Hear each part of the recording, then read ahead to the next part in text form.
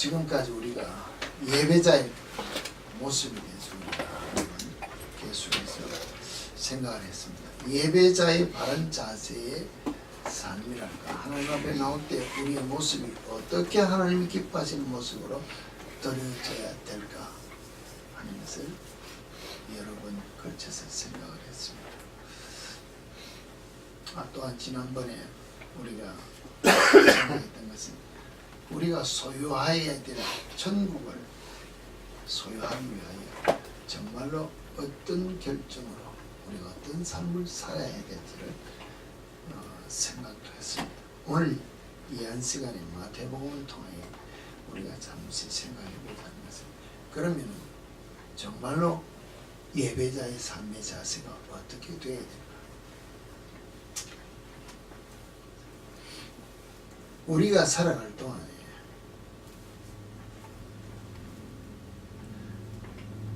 많은 사람과 더불어 대화를 합니다. 말을 하고 있다는 것은, 말을 하는데 그 말을 내가 귀에 듣는 그대로 그냥 받아 넘길 수 있지만, 말은 듣는 것이 중요한 것이 아니고 사실은 그 뒤에 숨어있는 뜻이 중요할 때가 있다는 것입니다. 그래서 예전에 우리가 역사를 통해서 본다든지 많은 지식자들의 이야기를 들어보면 어떤 우리가 사신들이 가서 대화할 때 넌지시 던지는 그 말 한마디의 뉘앙스를 바로 깨달아 알면은 좋은 뭐랄까 사신으로서의 역할을 다 잘했다 그럴까, 역사적으로 평가해 준다는 것입니다. 그 말 속에 평화를 원하는지, 전쟁을 원하는지, 어떤 상거래를 원하는지, 뭐 여러 가지 뜻이 있다는 것입니다.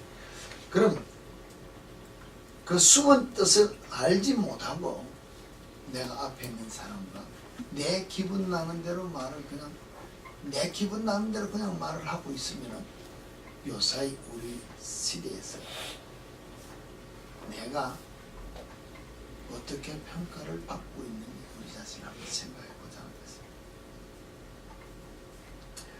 이 말을 통해서 우리가 결국은 하나님 앞에 나아가는 중심적인 면으로 우리가 말을 이끌어내고자 하는 하나의 시작입니다만, 예를 들어 보면 우리가 말하는데 이런 것들이 있다는 것입니다. 대화를 하면서 누가 누구에게 소개를 하고 사람을 놓고 이야기할 때, 야, 그 사람은 좋은데 하고 말을 던졌다는 것입니다. 그러면 그 말의 뉘앙스는 뭐가 따라 있습니까? 예? 예, 사람은 괜찮은데 뒤따라오는 모든 매너들이라든, 우리가 매너랄까 뭐 배경이 안 좋다는 것입니다. 사람은 안 만나서 뭐 보기엔 괜찮은데 뭐 공부를 못했다든지 성격이 나쁘다든지 배경이 뭐 빼고 이런 내가 원하는 조건을 만족시키지 못하는 부분이 있다. 그래서 사람은 좋은데 뒷말이 따라온다는데, 그럼 우리는 하는 말이 사람 좋으면 되지. 이렇게 내 기분 좋게 받아 넘기면은 그 사람의 진의를 파악 못하기 때문에 대화가 안 될 수 있다. 우리 말하면 장사로 말하면 딜을 못한다는 것이에요. 또 무슨 이야기를 하다 내가 뭘 물었습니다. 왜 그게 궁금하죠? 이렇게 내가 물은 말에 대해서 대답을 하고 있다는 것이에요. 그 말의 뜻은 무엇이냐는 것이에요. 내가 지금 집사님이 물었습니다. 근데 집사님이, 아니 목사님 왜 그게 궁금합니까? 이 말의 뜻은 뭐가 있냐는 것입니다. 무슨 뜻이 있습니까? 대답하기 싫다. 더 물어보지 마라. 이런 뜻이 있는데, 아니 궁금하지 않습니까? 하고 묻기 시작한다면 사람이, 상대가 나를 어떻게 생각하겠느냐는 것입니다. 우리 술 먹는 사람들, 많은 사람들이 대화할 때 가만히 보면, 야, 어제 내가 너 필름이 끊어졌다. 그렇게 핑계한다는 것입니다. 기억이 더 이상 안 난다면 무슨 뜻입니까? 그 이상 창피하니까는 부끄러운 말이 나올까 싶어서 더 이야기하지 말자고 피한다는 것인데, 우리는 야 그때 그렇지 않느냐, 그 뒤에 네가 계속 이야기를 이끌어 나간다면은 내가 목사님 말씀 저자된다는 거지. 근데 모르고 우리는 재미난다고 막 상황을 자꾸 이야기한다면은 대화에 그 사람이 말하는 진리를 모른다는 거지. 그런 나쁜 미닝만 있는 것이 아니고, 가끔 보다가 누가 소개를 받는다든지 어떤 단체가 처음 만나면 야 정말 어디서 많이 본 것 같은데, 어디서 많이 본 것 같은데 하고 이야기를 시작한다. 무슨 말이냐면, 아니 좀 사귀고 싶다는 속내를 드러내는 말이겠다는 거지. 그럼 그 말들을 빨리 알아야 상대와 가까워질 수도 있고, 상대의 마음을 알아야 진짜 깊은 대화를 할 수 있는 것인데, 전전히 모르고 내 하고 싶은 말을 계속해서 이야기하면은 대화도 되지 아니하고 나의 지식 없는 것만 드러내는 무식자가 될 수 있다는 것입니다. 자, 이런 말의 뜻을 중요시한다면 말의 뜻이 중요하다 그랬어요. 그럼 아이들이 무엇을 보고 자랄까요? 우리 아이들이 자랐는데 무엇을 보고 자랐는지 말할 것도 없이 보고 자랐는데, 보고 자라는 것 중에서 제일 많이 보는 게 부모라는 거죠. 나는 안 보여주는 것 같은데 다 본다는 거죠. 제가 제 자신을 놓고 이야기합니다. 제가 제 부모를 보고 저도 자랐습니다. 근데 그 부모가 제 마음에 듭니까? 솔직한 말로 부모 마음에 든다 큰 이상은 없다 하면 그것도 거짓말이지만은 잘 없습니다. 그런데 특히 제가 여러분들에게 말씀드렸다시피 무서운 부모 밑에 있으면 내가 결단하기로 나는 죽어도 내 아버지 같은 아버지는 아니 되리라, 이를 악물고 결심을 했습니다. 근데 결혼을 해서 아이를 낳고 키우면서 어느 날 평소에도 잔소리같이 내보고 이야기는 했습니다만, 어느 날 내 귀가 열려서 아내의 말을 들어보니 내가 누구의 행동을 하고 있다고, 우리 아버지 하는 것 그대로 하고 있다는 것입니다. 왜? 보고 배운 게 그거밖에 없습니다. 그런데 나는 내가 내 자신을 보는 눈이 열려지지 않으니까 당연한 줄 알고, 왜? 아는 게 그것밖에 없습니다. 그래서 내 나름대로 잣대를 세우고 정확하게 한다고 했는데, 물론 그는 말, 내가 아버지의 틀을 벗어나기 위한 내 나름대로의 기준을 세운 것이 있기 때문에 거기에 근접해서 가고자 하는 것은 있지만 기본적인 아버지의 그 패턴은 못 벗어납니다. 이게 무슨 말입니까? 이게 오늘 우리가 말하는 영적 흐름에 자녀들이 부모의 이 영적 흐름의 유산을 그대로 받았다는 것입니다. 이건 무시할 수 없습니다. 아무도 이것을 거부할 수 없고 노라고 말할 수 없다는 것입니다.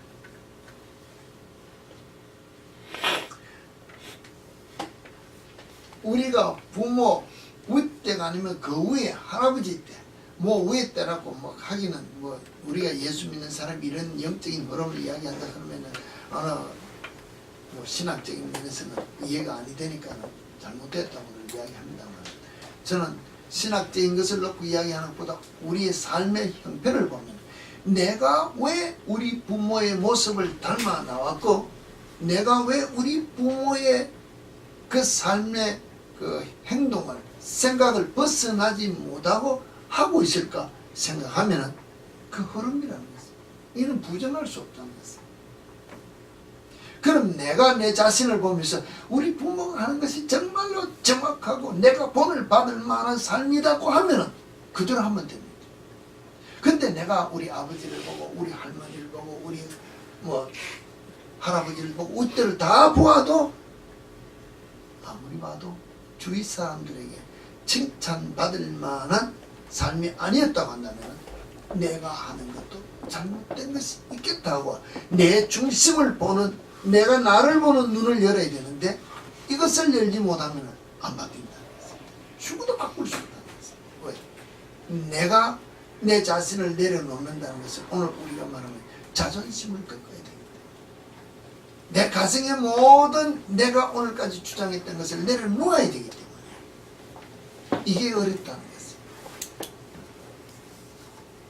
근데 예수 믿는다는 삶은 내 자신을 죽이지 않냐고는 결코 따라갈 수 없는 삶이 예수 따라가는 삶이라는 것입니다.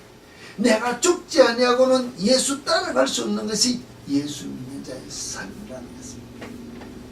이것이 우리가 인정이 되어져야 예수 따라가기 위하여, 예수와 같이 살기 위하여 내가 죽어지려면 내 자존심, 내 자신을 내려놓을 수 있는 결단이 생길 수 있다는 것입니다.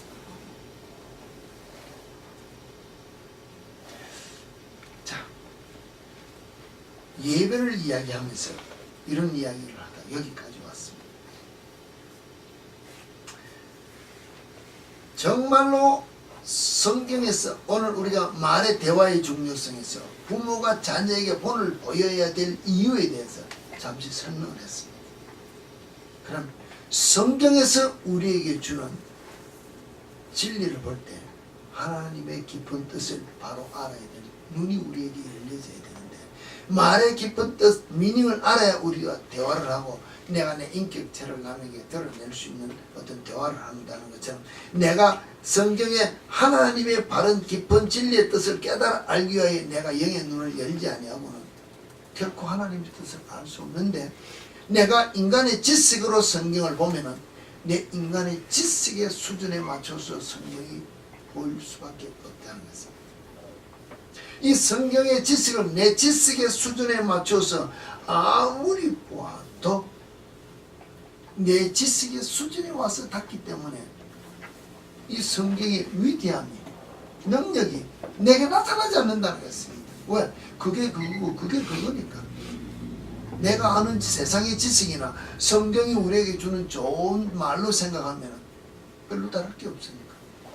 꼭 내가 내 자신을 내려놓고 예수 따라가야만 되겠다는 결단이 서지는 않는다는 것입니다. 내 삶을 바꾸고자 하는 이유가 없다는 것입니다. 왜? 하나님의 본 뜻을 깨달아 알지 못하기. 이 성경 안에서의 한 방향으로 흘러가는 하나님의 본 뜻을 우리가 정말로 폭넓게 보는 것이 아니라 내 마음의 폭으로, 내 눈의 폭으로 보면 우리는 실수할 수밖에 없는 것을 제가 오늘 단적으로 얘기하겠습니다. 제가 오늘 13장 찬송을 드렸습니다. 저도 불러보지도 않았고 여러분도 처음 부르는 찬송입니다. 이 찬송 13장이라는 걸 듣고 저는 13장 찬송을 제 책상에서 부르고 적고 왔다는 것입니다. 근데 13장이라고 놓고 딱 보니까 다른 찬송이에요. 그래서 제가 몰라서 다시 갔다 왔습니다.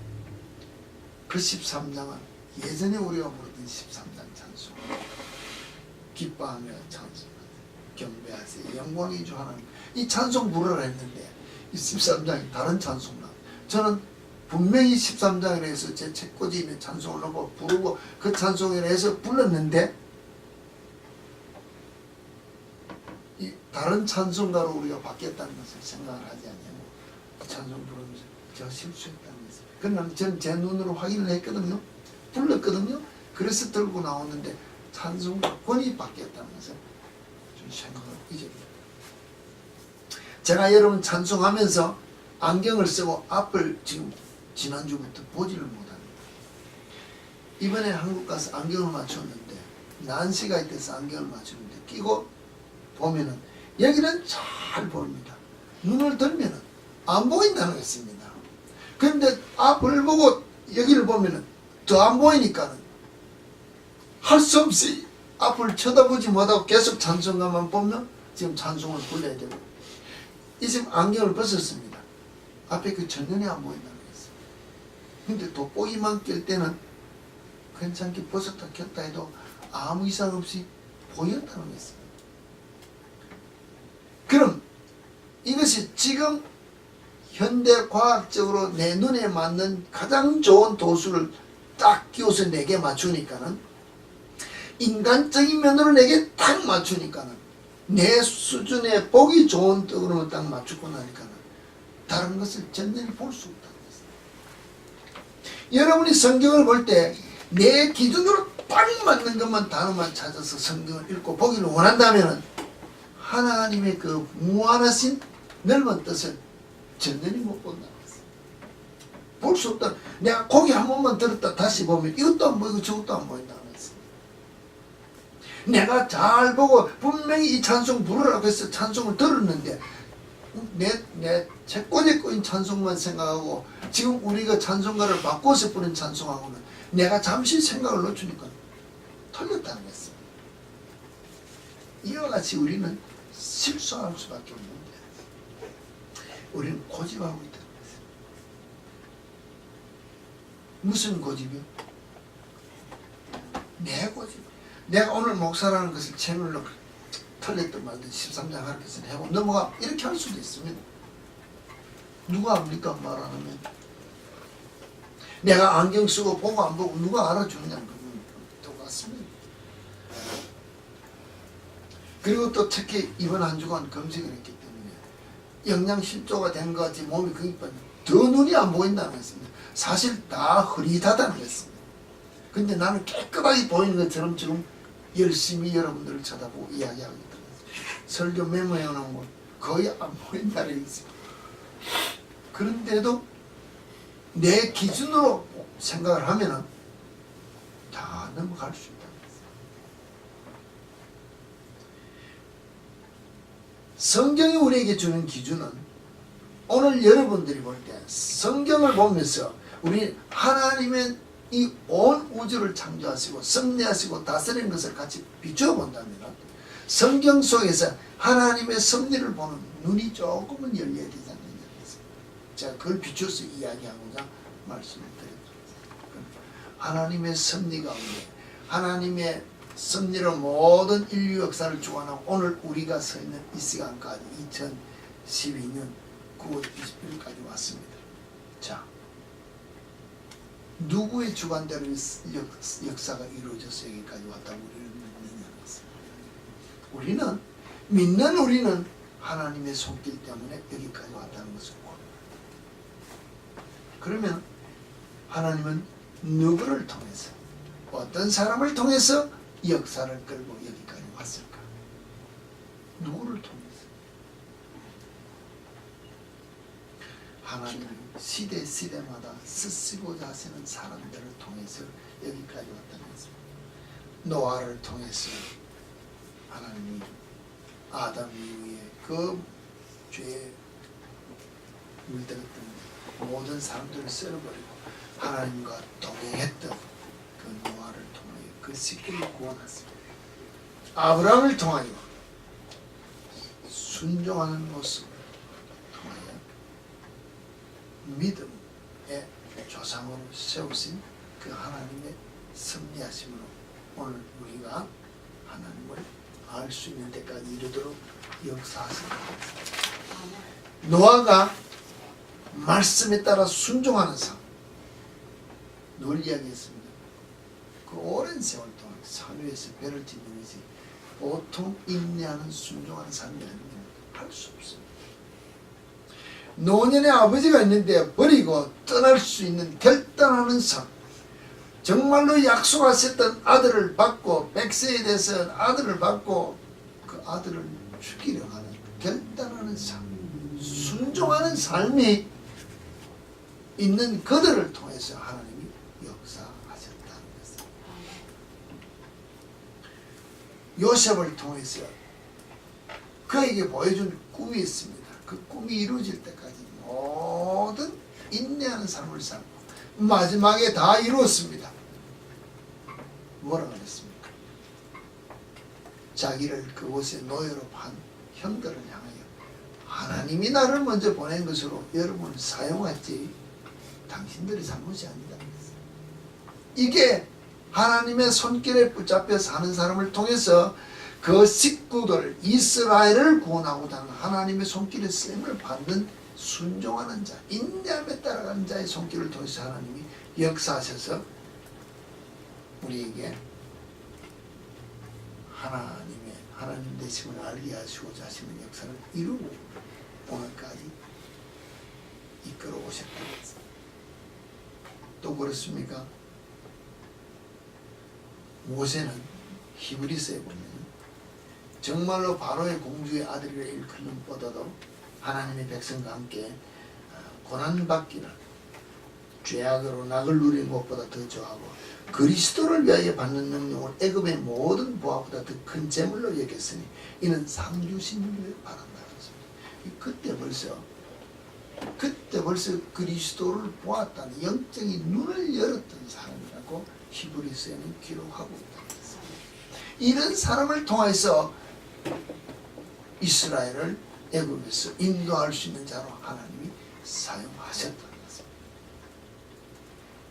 자, 이와 같은 사람들이 히브리서 이야기하듯이 말할 수 없는 성경에 수많은 믿음의 영웅들이 있습니다. 그 사람들을 통해서 하나님이 역사하시고 오늘까지 왔지만 오늘 제가 여러분들에게 뭐랄까 본문으로 제시한 마태복음 보면은 마태복음 1장 18절에서부터 2장 28절 사이에는 마리아가 성령으로 잉태한 사건부터 오늘 요셉이 애굽에서부터 돌아와서 나사렛이란 동네에 이르는 모든 사건들이 기록되어 있습니다. 기록되어 있을 때 마리아가 꿈에 나타나는 성령의 지시함을 따라 순종해서 예수를 잉태했습니다. 요셉이 성령의 인도함을 따라 천사의 지시함을 따라 그 임신한 아내를 즉시 데려왔습니다. 즉시 데려오지 않았으면 어떻게 되었을까요? 우리는 그냥 넘어갈 수 있습니다. 근데 데려오지 아니하고 처가에 그냥 그대로 놔뒀으면 그 당시는 죽었다. 돌에 맞아 죽었습니다. 그러나 그것을 알고 즉시 데려다가 내 아이로 품을 수 있는 그 요셉의 순종하는 동방박사들이 와서 경배하고 난 다음에 이 밤에 일어나서 빨리 애굽으로 피하라. 자다가 일어나서 밤중에 그대로 보따리사가 이민 갔다는 것입니다. 여러분 이렇게 순종하시냐는 거죠. 헤롯이 죽었습니다. 일어나서 나오라. 또 일어나 놓았습니다. 오다가 그 소식을 아들이 왕이 됐다는 소식을 듣고 겁이 났습니다. 어디로 갈까요? 꿈에 또 나사렛을 갈까? 나사렛에 가서 정착했습니다. 그래서 성경이 말한 대로 나사렛인이라 칭함을 받을 수 있는 예수가 탄생되었다는 것입니다. 누구로 인해서 되었습니까? 요셉이 꿈에 보일 때 즉시 그 밤에 하루도 안 넘겼다는 것입니다. 아브라함이 아침에 일어나서 그 아들을 데리고 모리아 산으로 갔던 것처럼 즉시 일어나서 생각하지 않다는, 생각을 다시 하지 않는다는 것입니다. 말씀하시고 보여주셨으니 내가 행하여야 되겠다는 것을 듣고 결단하고 순종하는 삶을 사는 그 사람을 통해서 모든 역사가 이루어졌다는 것입니다. 예수님께서 공생애를 시작하실 때 제자들을 부르셨습니다. 베드로와, 우리는 베드로라는 데는 시몬이 그 형제 안드레와 고기 잡고 나올 때 이제 부르셨을 때 말했습니다. 즉시 따라 배와 그물을 버려두고 즉시 따라 나오도록 했습니다. 재산 다 버렸다는 것입니다. 자기 직업, 자기 모든 걸 다 버렸습니다. 조금 더 가다가 야고보와 요한의 아버지 세베대의 아들 그 야고보와 요한이 아버지도 버려야 되고, 베드로와 안드레는 아버지 버렸다는 소리는 없습니다. 그럼 부모가 안 계셨는지 어찌는 모르지만 부모를 버렸다는 소리는 없지만 밑에 야고보와 요한은 아버지와 함께 일하다 아버지가 배를 버렸다. 예수 즉시 따랐다. 마태가 세간에서 일할 때 나를 따르라. 일하는 자리에서 바로 일어나서 털고는 따라 나타났습니다. 이런 사람을 통해서 주의 복음이 예수 그리스도가 오늘 우리에게 증거되었다. 예수를 핍박하던 예수 믿는 모든 자를 핍박하던 사울이 다메섹으로 가다가 예수 만났습니다. 누이시니까 네가 핍박하는 예수다. 뭘 했습니까? 그 다음 눈이 멀어서 다메섹에 들어갔다가 아나니아 와서 기도하고 난 다음에 눈이 열지 즉시 예수는 그리스도 하나님의 아들 되심을 정보했다.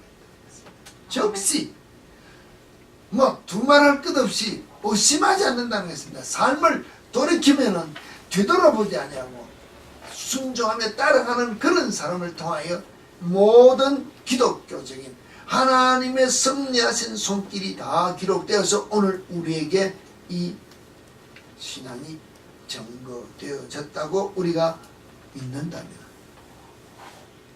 우리는 어떤 삶을 살아야 우리 후대가 우리를 보고 믿음의 선조라고 부를 수 있을까요? 어떻습니까? 정말로 하나님께서 우리를 부르셨을 때 예수 그리스도를 통해 불렀을 때 우리를 종되게 하고 지배하고 다스리기 위해서 우리를 불렀습니까? 아니라는 것입니다. 자녀 삼기 위하여.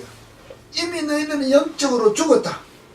죽었는데 내 아들 예수를 보내서 그가 너희 죄를 위하여 십자가에 죽고 누구든지 주 예수 그리스도를 구주 고백하며 그의 피로 죄를 씻어 내게 나오면 하나님의 자녀 되는 길을 열어주겠어. 하나님의 자녀 되는 길을 열어주기 위하여 자녀 삼으시고자 부르셨는데 하나님의 자녀로 이 땅에 오셨던 예수 그리스도는 어떤 삶을 사셨나? 히브리서 5장 8절에서 10절에 보면 무엇을 했습니까? 예수께서 아들이시라도 고난으로 순종함을 배워 온전하게 되었은즉 자기를 순종하는 모든 자에게 영원한 구원의 근원이 되시고 하나님께 멜기세덱의 반차를 쫓은 대제사장이라 칭하심을 받았느니라. 아들이라도 고난으로 순종을 배워 온전하게 되었다 그랬습니다. 그럼 우리를 아들 되게 하시 양자 삼으시고자 부르셨을 때 고난 없는 가운데 그냥 공짜로 아들 되게 하십니다.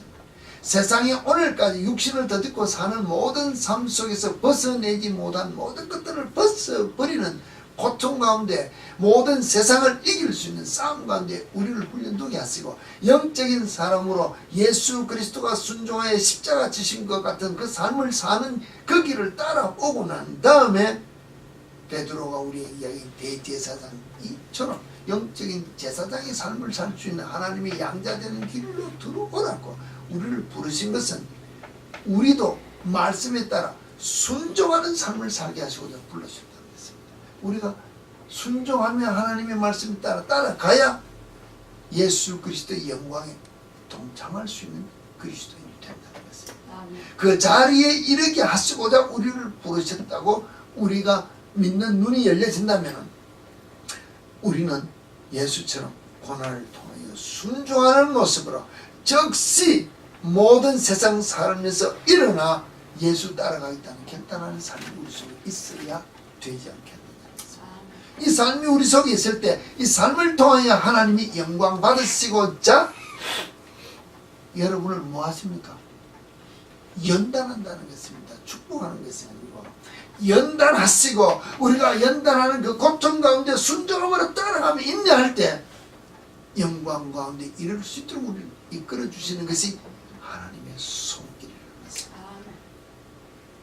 오늘 우리가 이 참빛 재단이 주의 뜻에 합당한 모습으로 온전히 정결케 되기 위하여 릴레이 금식으로 다 마무리했습니다. 금식이 쉽습니까? 어렵고 힘들었어. 근데 이 고통에 동참한 이 모습으로 순종하는 모습으로 내 자신을 죽이고 육의 모습을 내어버리고자 결단할 때 우리의 간구하는 기도를 들어주시고 하나 되게 하신다는 것입니다. 이제 못합니까? 내가 잘되기 위해서 우리를 통해서 영광 받으시고자 하시는 하나님께 영광 돌리고자 하는 결단은 우리 속에 따라 나오는 삶이 우리 속에 있을 때 우리를 통하여 영광 받으시고자 이 재단의 주인으로 충만케 하시고 여러분의 삶 속에 성령의 충만을 허락하시며 하나님께 영광 돌릴 수 있는 여러분이 원하는 복된 삶이요 영광스러운 삶이 여러분의 가정에 여러분의 삶 속에 이 재단 위에 여러분의 삶의 터전에서 넘쳐나도록 부어주실 것이라고 했습니다. 순종하는 삶을 사시기를 바랍니다. 결단한 삶을 살기를 바랍니다. 언제? 지금부터 뒤돌아보지 말고 이제부터는 예수 그리스도만 따라가고 뒤돌아보지 아니고 오직 예수 예수만을 위하여 가신 길을 따라가겠다는 결단을 순종하는 삶이 이 한 시간부터 일어나는 여러분의 삶이 되셔서 여러분의 삶을 통해 영광 받으시고자 하는 주를 기쁘시게 하고 하나님의 영광롭게 하는 귀한 삶이 여러분의 모든 삶이 되어지기를 다시 한번 부탁드립니다. 아멘.